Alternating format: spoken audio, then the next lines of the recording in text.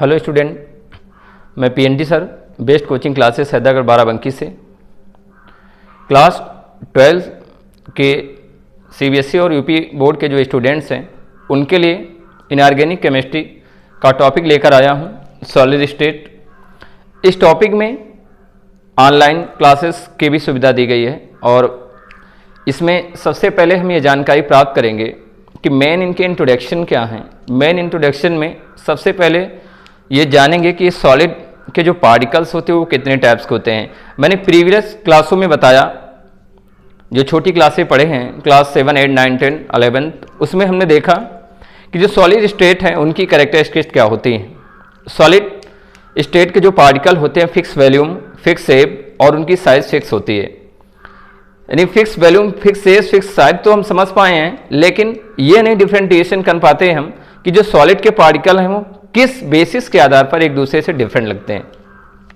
तो सबसे पहले हम ये जानेंगे कि इंटरमीडिएट के टॉपिक में जो चैप्टर हमारा सॉलिड स्टेट चैप्टर में ये कितने मार्क्स का बोर्ड एग्जामिनेशन में आता है, ध्यान दीजिएगा। सबसे पहले जो सॉलिड स्टेट है ये टोटल 4 मार्क्स का आता है। 4 मार्क्स में फर्स्ट क्या होता, 3 मार्क्स का एक न्यूमेरिक बेस आएगा और 1 मार्क्स का एक MCQS क्वेश्चन आएगा। ये बिल्कुल ध्यान देकर रहना, यानी 3 मार्क्स के हमें जो है न्यूमेरिकल भी प्रोवाइड करने हैं। 1 मार्क्स का क्या होता है, कभी कभी क्या होता है 3 मार्क्स की थ्योरम आ जाती है और 1 मार्क्स का क्या आता है MCQS आ जाता है। ठीक है, ये ध्यान दीजिएगा। सबसे पहले हम जानते हैं इंट्रोडक्शन।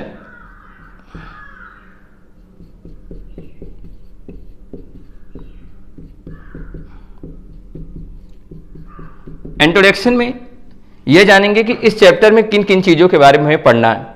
सबसे पहले हम छोटे से टॉपिक जो लॉजिकली हमारे लिए इंपॉर्टेंस है बोर्ड एग्जामिनेशन में, केवल हम उन चीज़ों के बारे में डिस्कशन करेंगे क्योंकि बाकी चीज़ें हम छोटी क्लासों में पढ़ चुके हैं।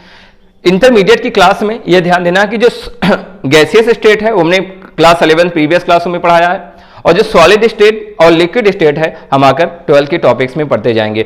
सबसे पहले हम जानते हैं कि सॉलिड्स क्या होते हैं। सॉलिड दो substance which have fix size and fix shape and fix volume is known as solids. ठीक है, सबसे पहले जो सॉलिड के पार्टिकल होते हैं उनकी फिक्स साइज होती है, फिक्स शेप होती है और उनकी वैल्यूम भी क्या होती है, फिक्स होती है।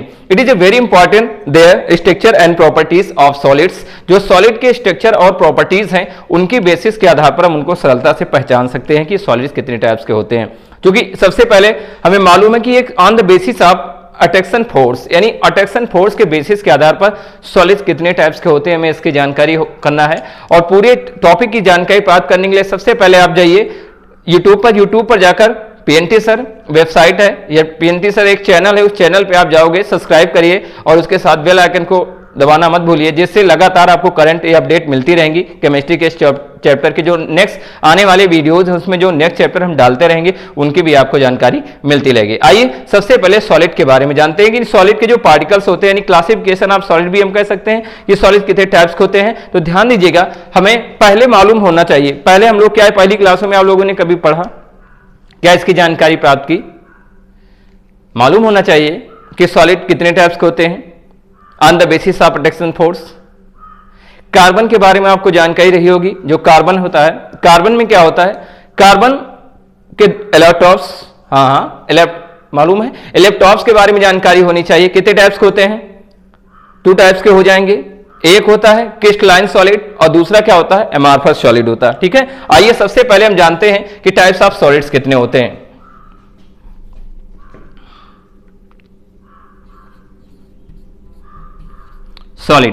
सॉलिड कितने टाइप्स के होते हैं, सॉलिड 2 टाइप्स के होंगे। फर्स्ट होगा क्रिस्टलाइन सॉलिड और हमारा जो सेकेंड होगा एमॉर्फस सॉलिड होगा। क्रिस्टलाइन सॉलिड और एमॉर्फस सॉलिड में डिफरेंट क्या होते हैं। ये क्रिस्टलाइन सॉलिड, क्रिस्टलाइन का मतलब होता है, इन हिंदी भी हम स्टडी कर सकते हैं, एक होता है क्रिस्टलीय ठोस, इसको क्या बोलेंगे क्रिस्टलीय ठोस। सबसे पहले क्रिस्टलीय ठोस क्या होते हैं, एग्जाम्पल के लिए मैं चलूंगा। फर्स्ट हो जाएगा क्रिस्टलाइन सॉलिड, दूसरा हो जाएगा एमॉर्फस सॉलिड। क्रिस्टलाइन सॉलिड्स क्या होते हैं और एमॉर्फस सॉलिड्स क्या होते हैं, इसके बारे में सबसे पहले में जानकारी होनी चाहिए। एग्जाम्पल के लिए हम चलते हैं, अगर सपोज दैट आपने पहली क्लासों में पढ़ा होगा क्रिस्टलाइन सॉलिड के लिए कार्बन के 2 इलेक्ट्रॉन्स होते हैं, यानी इलेक्ट्रॉन्स ऑफ कार्बन के इलेक्ट्रॉन्स की जानकारी प्राप्त करेंगे। फर्स्ट हमारा होता है क्रिस्टलाइन। अब क्रिस्टलाइन में क्या हो जाएगा, क्रिस्टलाइन सॉलिड, इसमें कार्बन के जो इलेक्ट्रॉन्स होते हैं, इलेक्ट्रॉन्स का मतलब होता है अपरूप, जो भी हम जानते हैं हिंदी में। जो यानी क्रिस्टलाइन सॉलिड कौन कौन से आते हैं, फर्स्ट होता है डायमंड, इसको हम हीरा बोलते हैं। सेकंड होगा हमारा ग्रेफाइट, जो ग्रेफाइट, और ये हीरा और ग्रेफाइट दोनों में डिफरेंट तो कोई नहीं है, बट ये क्रिस्टलाइन सॉलिड है, बिल्कुल डिफरेंशिएशन जैसे हम उनकी जानकारी प्राप्त करेंगे। और इसके अलावा तीसरा होता है बक मनिस्टर फ्लोरेंस। तीसरा क्या हो जाएगा, बक मनिस्टर फ्लोरेंस, ये क्रिस्टलाइन सॉलिड के फॉर्म में आते हैं, ध्यान देना है। उसके बाद हम एमॉर्फस सॉलिड में जानते हैं, एमॉर्फस सॉलिड यानी जो अक्रिस्टलीट ठोस होते हैं, उनमें फर्स्ट कौन सा हो जाएगा, कोल हो जाएगा। फर्स्ट क्या बनेगा, कोल हो जाएगा। दूसरा क्या हो जाएगा, अगर फर्स्ट कोल हो जाएगा तो कोल के अलावा भी हमारा दिया गया है एक चीज, ध्यान देना, ठीक, कालिक वगैरह दिया गया है, उसके बारे में भी हमें जानकारी कर लेना, जो कॉलिक्स होते हैं, ठीक है, जिसको हम बर्न करके भी बना लेते हैं, ठीक है। तो यानी कहने का मतलब क्या होता है कि जो सॉलिड के पार्टिकल होते हैं वो 2 टाइप्स के होते हैं। फर्स्ट होता है क्रिस्टलाइन सॉलिड, सेकेंड होता है एमॉर्फस सॉलिड और क्रिस्टलाइन सॉलिड। यानी फर्स्ट जो हमारा होगा क्रिस्टलीट ठोस होगा और सेकंड क्या होगा, अक्रिस्टलीट ठोस होगा। हमें इसकी जानकारी होनी चाहिए। ये जो हमारे चैप्टर या टॉपिक्स में हैं, ये बहुत इंपॉर्टेंट क्वेश्चन रहेंगे 12th में, ध्यान देना, यूपी बोर्ड और सीबीएसई बोर्ड के सभी स्टूडेंट। सबसे पहले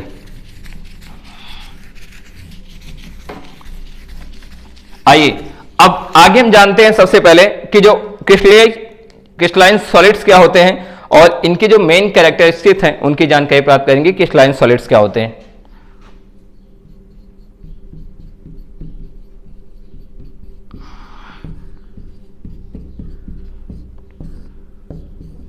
ये ध्यान दीजिएगा। क्रिस्टलाइन सॉलिड, अगर हम एग्जांपल के बेसिस पे जाना चाहें कि क्रिस्टलाइन सॉलिड्स क्या होते हैं, तो सपोज दैट इनके अंदर जो सबसे बड़ी कैरेक्टर्स क्या होती हैं, ये रेगुलर रिपीटिंग यूनिट्स के फॉर्म में पाए जाते हैं। रेगुलर रिपीटिंग यूनिट्स के फॉर्म का मतलब होता है इनमें जो सबसे पहली चीज क्या होती है, पहले कैरेक्टर्स क्या होते हैं, इनके पहले कैरेक्टर्स क्रिस्टलाइन सॉलिड्स के, मुझे आइडेंटिफाई ये समझना है। फर्स्ट कैरेक्टर्स क्या होते हैं, इनका सबसे पहला रेगुलर अरेंजमेंट होता है। इनके जो एटम्स होते हैं वो रेगुलर अरेंजमेंट के रूप में होते हैं।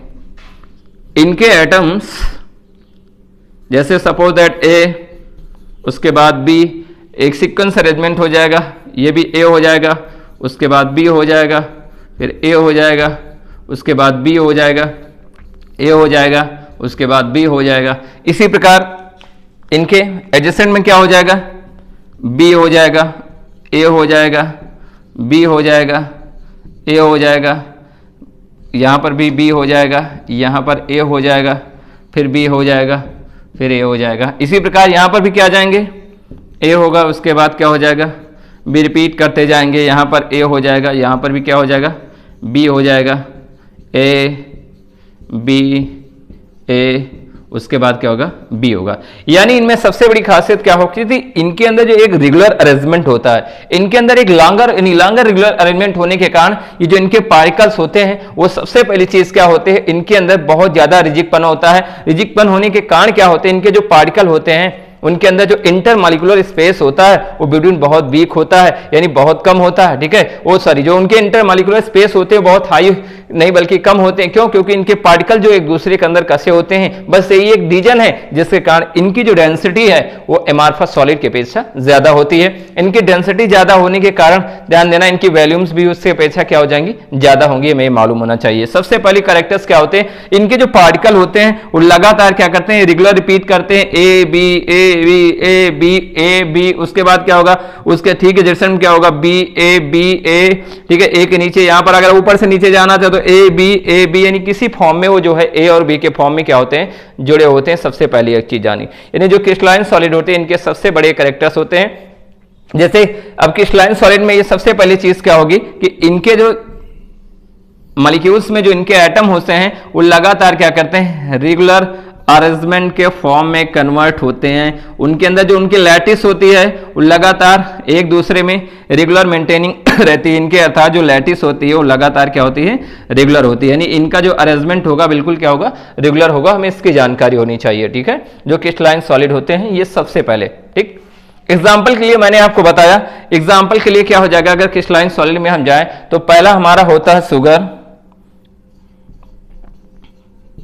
डायमंड,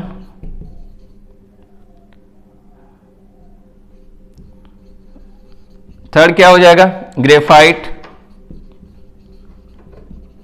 और उसके अलावा क्या होता है, क्वार्टज एक्सेट्रा। ये सब हमारे क्या हैं, क्रिस्टलाइन सॉलिड के एग्जाम्पल दिए गए हैं। ठीक है, ये ध्यान देना क्रिस्टलाइन सॉलिड्स क्या होते हैं, इनकी प्रॉपर्टीज क्या होती हैं।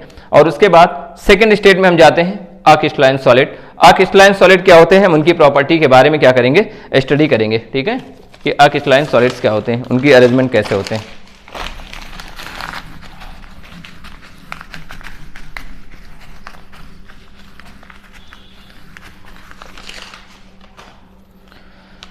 एमार्फस सॉलिड,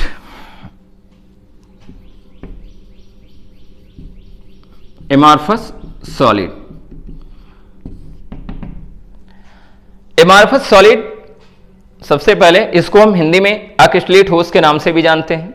अक्रिस्टलीय ठोस क्या होते हैं, अक्रिस्टलीय ठोस का मतलब होता है सबसे पहले इनकी जो चेन होती है वो एकदम लांगर नहीं होनी चाहिए। लांगर ना होने का मतलब क्या होगा, इनके जो मॉलिक्यूल्स में जो एटम्स का अरेंजमेंट होता है, इनके कंपाउंड में जो एटम्स का अरेंजमेंट होगा, ये ध्यान दीजिएगा, उस एटम के अरेंजमेंट में हम क्या देखते हैं कि जो पार्टिकल हो ज्यादा लांगर चेन में नहीं प्रेजेंट होते हैं। कैसे हो सकते हैं, वो कहीं कहीं पर क्या होते हैं, ब्रेक कर जाते हैं पार्टिकल, कहीं कहीं पर जाते हैं लांग बनते हैं, उसके बाद फिर ब्रेक करते हैं। यानी कहने का मकसद क्या हुआ, उनमें जो पार्टिकल का जो सीक्वेंस है, जो अरेंजमेंट हो बिल्कुल फिक्स नहीं है एज ए क्रिस्टलाइन सॉलिड। ठीक है, ये ध्यान दीजिएगा, जैसे क्रिस्टलाइन सॉलिड में वो लगातार रेगुलर अरेंजमेंट करते थे, बट यहां पर उसके जस्ट अपोजिट होगा। जरूरी नहीं कि वो लगातार एक ही प्रकार के पार्टिकल से क्या हो, अटैच हो, ये हमें ध्यान देना है। चलिए आइए टॉपिक पे जाते हैं। जैसे दिखाना चाहें इनमें क्या होता है, इनका जो अरेंजमेंट होगा, ठीक है,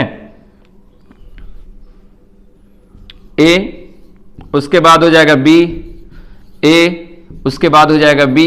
अब ए बी के बाद तो जो नेक्स्ट आने वाला उसके बारे में कोई कंफर्म नहीं, कहो बी ही यहां पर आ जाए, कहो ए आ जाए, ये भी कंफर्म नहीं है। यहां पर कहो दोबारा अगर बी आ जाए, उसके बाद भी बी आ जाएगा, ए आ जाएगा, उसके बाद ए आ जाएगा, उसके बाद बी आ जाएगा। इसी प्रकार अब यहां पर ये कंफर्म नहीं, ए आ जाएगा, ये ए आ जाएगा, उसके बाद क्या हो जाएगा, बी आ जाएगा, फिर ए आ जाएगा, उसके बाद बी आ जाएगा, फिर यहां पर क्या होगा, कहो बी ही आ जाए, ए ना आए बी। यानी कहने का मतलब इनकी जो सबसे बड़ी खासियत क्या होती है, इनकी जो पैकेज होती हैं, उन पैकेज में कहीं ना कहीं क्या होता है, ब्रेक होता है। पार्टिकल का जो उनके अंदर सीक्वेंस होते हैं, जो उनके अंदर एटम्स होते हैं, वो कहीं ना कहीं ब्रेक होते हैं, जिसके कारण इनमें जो इंटर स्पेशियल पोर्शन होते हैं वो थोड़ा वीक हो जाते हैं। वीक होने का रीजन क्या है, क्योंकि इनके जो रेगुलर अरेंजमेंट है वो बिल्कुल अलग है एक क्रिस्टलाइन सॉलिड की अपेक्षा, क्योंकि उनमें क्या होता है, लगातार रिपीटिंग यूनिट चलती रहती है। इनमें क्या होता है, कुछ जगह तो रिपीट होती है, उसके बाद इनके सीक्वेंस चेंज होते रहते हैं। तो यानी ये सीक्वेंस चेंज होने के कारण हम समझ सकते हैं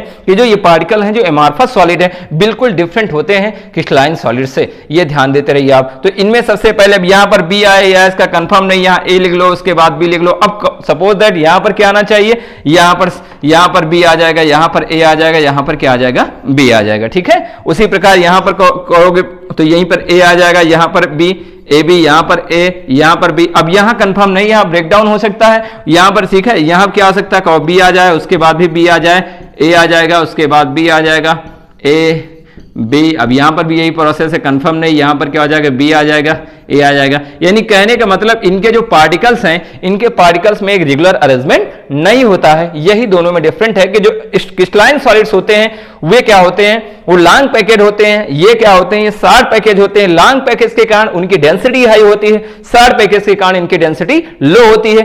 शॉर्ट पैकेज में रीजंस क्या होते हैं, जब शॉर्ट, यानी कहने का मतलब जो क्रिस्टलाइन सॉलिड होते हैं वो क्या होते हैं, ट्रिट सॉलिड होते हैं, और जो अक्रिस्टलाइन सॉलिड होते हैं वो क्या होते हैं, कोल्डेड सॉलिड्स होते हैं। On temperature they converge into the liquid state. That's it term to the difference between crystalline solid and amorphous solid. आइए अब थोड़ा समझने का प्रयास करते हैं कि जो क्रिस्टलाइन सॉलिड हैं और जो एमॉर्फस सॉलिड हैं इनकी कैसे पहचान करेंगे on the basis of temperature. ठीक है, कि जो उनके टेम्परेचर के आधार पर जो क्रिस्टलाइन सॉलिड हैं वो कैसे पहचाने जाएंगे कि क्रिस्टलाइन है और कैसे पहचाने जाएंगे कि अक्रिस्टलाइन या एमॉर्फस सॉलिड है। ठीक है, तो इन सबसे पहले इन दोनों टॉपिक्स की स्टडी करने से पहले हमें ध्यान देना है क्रिस्टलाइन सॉलिड होते क्या हैं। ठीक है, इनमें कौन कौन से एग्जाम्पल, तो एग्जाम्पल के लिए हम सबसे पहले चलते हैं यहां पर। सपोज दैट ग्लास, ग्लास के अलावा हमारा दूसरा क्या होता है, रबर एंड प्लास्टिक। ये सब क्या होते हैं, अक्रिस्टलाइन ठोस है। ग्लास, रबर एंड प्लास्टिक, ये तीन, और बहुत सारी ऐसे अक्रिस्टलाइन सॉलिड्स हैं, लेकिन ये ज्यादा ही डिफिनेशन को मूव करते रहते हैं। इनमें हम एग्जांपल के थ्रू बहुत जल्दी समझते जाएंगे। चलिए आइए दोनों के मेल्टिंग और बॉइलिंग पॉइंट के बेसिस पर हम समझ सकते हैं कि क्रिस्टलाइन और अक्रिस्टलाइन सॉलिड को कैसे मॉडिफाई किया जाएगा।